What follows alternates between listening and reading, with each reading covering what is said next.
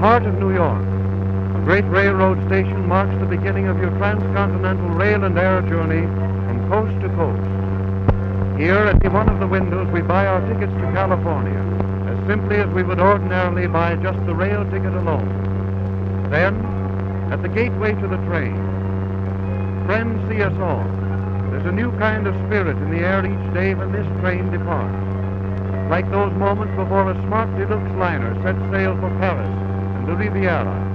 And at exactly 6:05 p.m., the Airway Limited, first and only train of its kind in the world, with a direct airline connection, pulls out with its air-minded guests.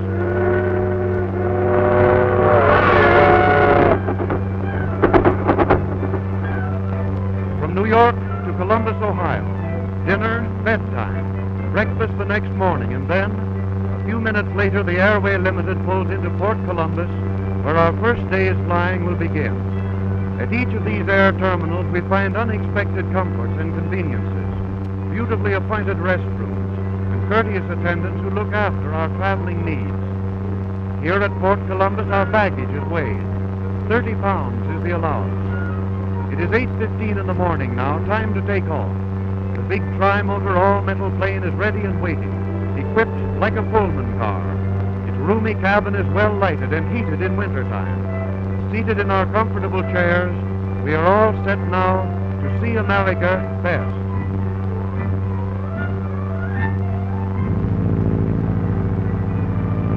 The field rushes by. Then all is flowing smoothness. The city of Columbus, Ohio, quickly passes under us, with a majestic skyscraper serving notice on air travelers that other cities beside New York have their symbols of America reaching upward. And now, ahead of us, we can see the train on which we left New York. It remains ahead of us for only a moment or two.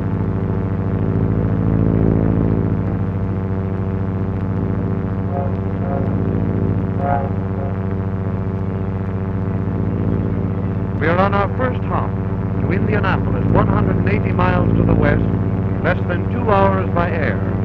The courier is looking after our comfort. Souvenir maps are spread before you. You begin to look for familiar landmarks.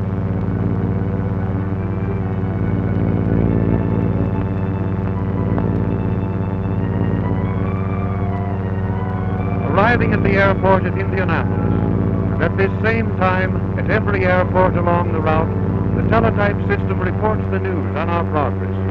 Here at the general office, they read the flash of our arrival. So through the day, mile after mile, our plane is watched, reported on, prepared for at our next stop, which now will be St. Louis, 232 miles away. 2 hours later, nearing St. Louis, we see the Missouri and Mississippi rivers joining into one.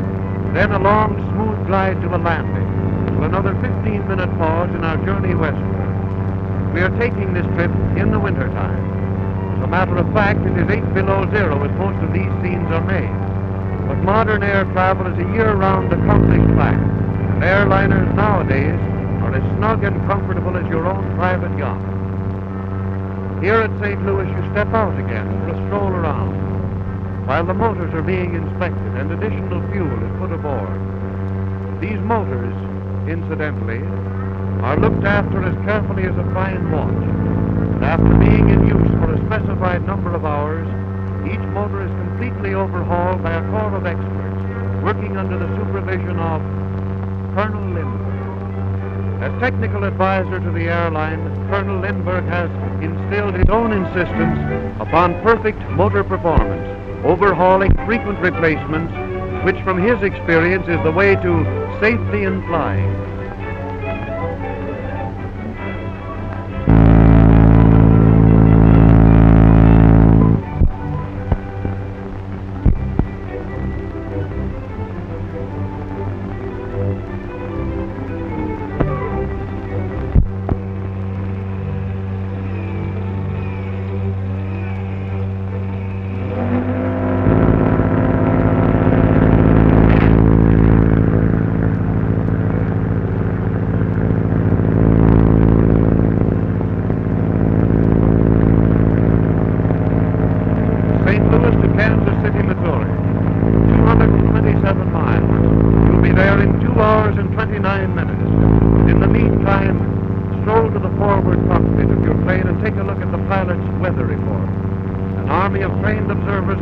these records, making observations daily and hourly over the entire line.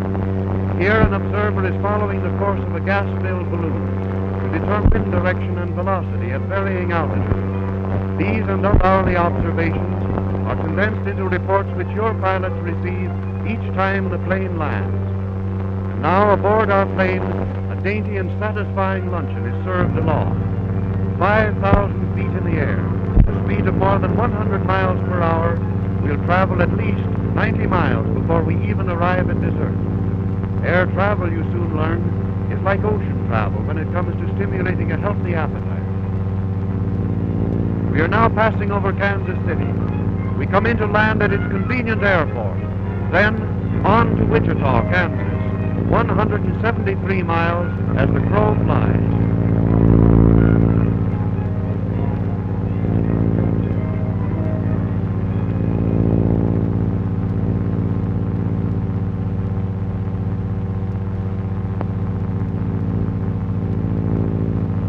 Westbound plane calling radio ground station at Wichita.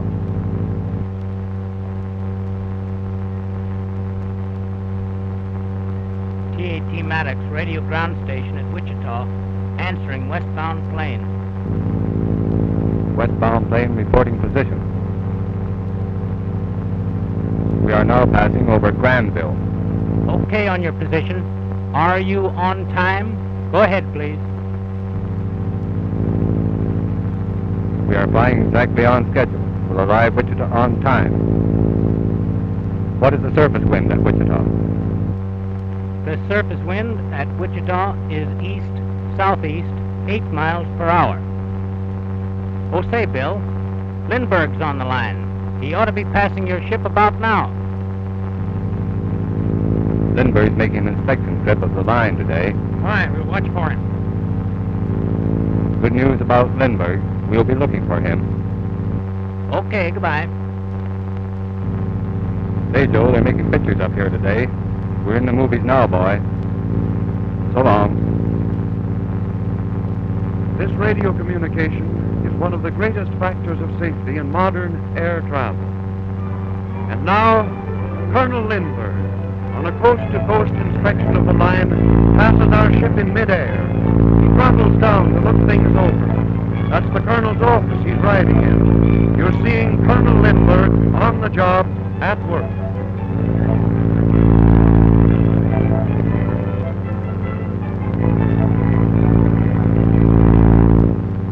Now we are coming to Wichita, where there are so many airplane factories. The words "Fly Away Wichita" will soon be almost as well known as FOB Detroit. Then on the last lap of our first day's flying, we see what smart western farmers plant for farm relief. A swarm of oil derricks cover the landscape. We are in Oklahoma now. We have traveled almost 1,000 miles by air. As the sun sinks down into the west, an aero car whisks us to town where an appetizing dinner awaits.